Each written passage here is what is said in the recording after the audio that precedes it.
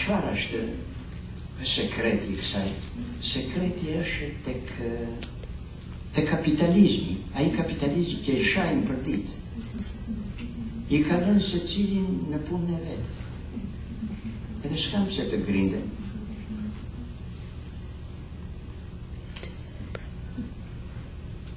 Megjithatë, inercia e mbrapsht është e fortë. Jemi vend I vogël. Mirësia zbrapset.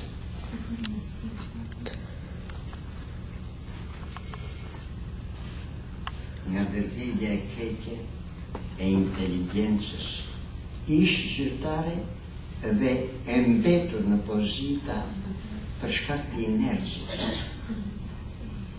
Unë kam biseduar edhe me drejtorin e Institutit Historisë, se preokupimi im kryesor dhe I vetëm, për këtë kam shkruar këtë që do t'ju lexoj, është të riabilitohen njerëzit e ndershëm që kanë thënë jo vetëm jetën, por edhe nderin. Sepse dini që populli është I pandriçuar akoma. Edhe Hamit Matjanin e quan kriminal, ai që është një ero I ndritur. Edhe gjithë të tjerë do t'i them t'i poshtë. Para 2 vjetëve është botuar libri. Jo në emrin e Institutit Historisë. Ai e ka skonfesuar. Edhe ata mbeten akoma me atë koncept. Po jemi 20 vjetë mbas 9 vjetës. Jemi që kur do të shojmë ne dhe riabilitimin e atyre që deshen të ushtronin të drejtat e tyre kushtetuese, të kishte opozitë në 45. Edhe u varë. Ku do të riabilitohen herojt e ndritur në ambient evropiano-lindor që ngritën popullin e malësisë madhe të postribës.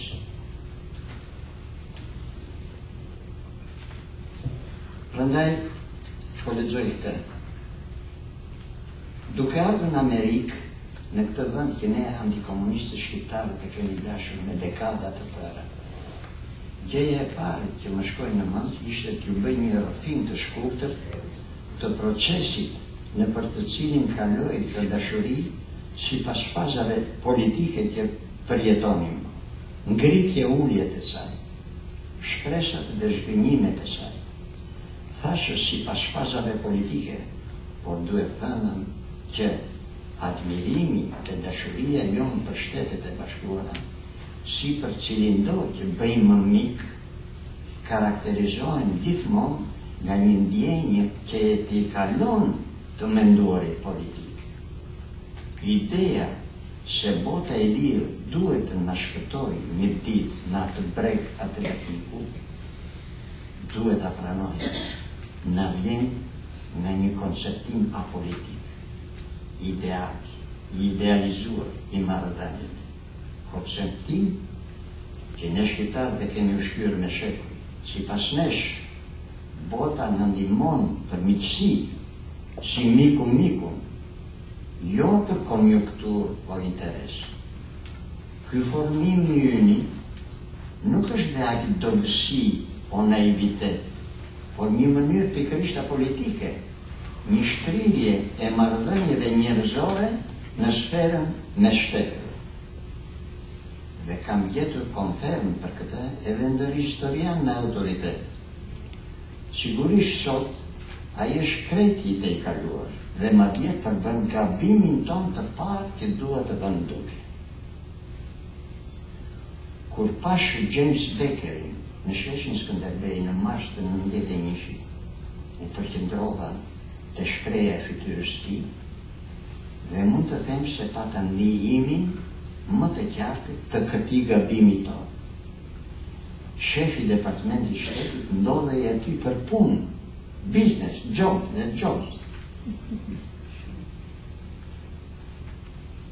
Dhe si politikan, plus anglosakson, reagonte gjaftohet. pa ndonjë emocion të veçantë ndaj ndjenjës okeanike që përshkonte turmën 200 mijëshet. Dhe më tepër thellohet ky gabimi ynë kur ne I bashkojmë me shpresës tek tjetri mungesën tonë totale të koezionit.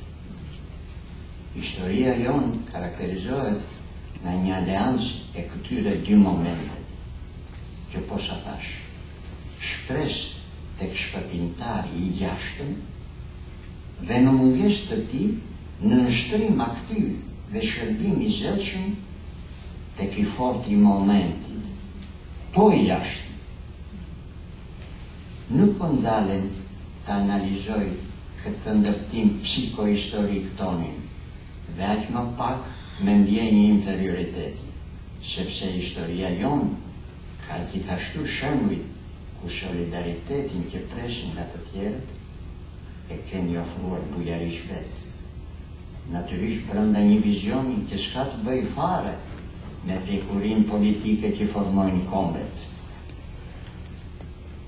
Kjo sekuencë fatkeqe ka shpjegime edhe objektive, kryesisht geografike, por në radhë të parë përcaktohet nga individualizmi ynë I natyrshëm dhe centrifugal, që thellohet nga grindi e përhershme brenda, përpasojnë nga rënjet tona të shpeshta në kurthe përçarëse që kancellerit shumë më të pjekura përreth nesh, na thurin neve të papjekurve me lehtësi më të madhe. Për këtë arsye, sa herë më merr edhe mua rryma e mendësisë së rëndomtë të kafeneve, por edhe shumë intelektuale, kjo e fajin të huajve për të këqijat e vendit tonë, më kujtohet një deviz që babai tim që përdorte në kësi rastesh.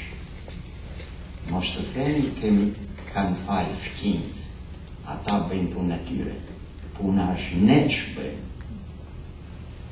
Prandaj shpushoj së vrojtuari panoramën shqiptare me këtë preokupacion kryesor dhe arri tek uniteti si pjelja më e nevojshme. Kësaj detyrohen t'i quaj edhe ata të krahut ish komunist si përfaqësues në mos të vlefshëm të paktën real të momentit, me që erdhi karta në dorë, dhe prest që ata t'i shërbejnë në një farë mënyre vendit, qoftë duke I vënë përparësi në një farë mase dhe në një farë lezeti interesave të klasës tyre. Njerisht, 50 vjetë që I komunist ka sjellë ndryshime të pakthyeshme, dhe megjithëse e kemi të lidhur ta pranojmë, nuk shoh mundësi si të kthehet mbrapsht koha kur bijtë e tyre shkolloheshin kurse tanë punonin në kazë. Kur Bashkimi Sovjetik humbi garën e armatimeve dhe u shtet, por nuk u përgjun, Amerika bëri një pakt me të, që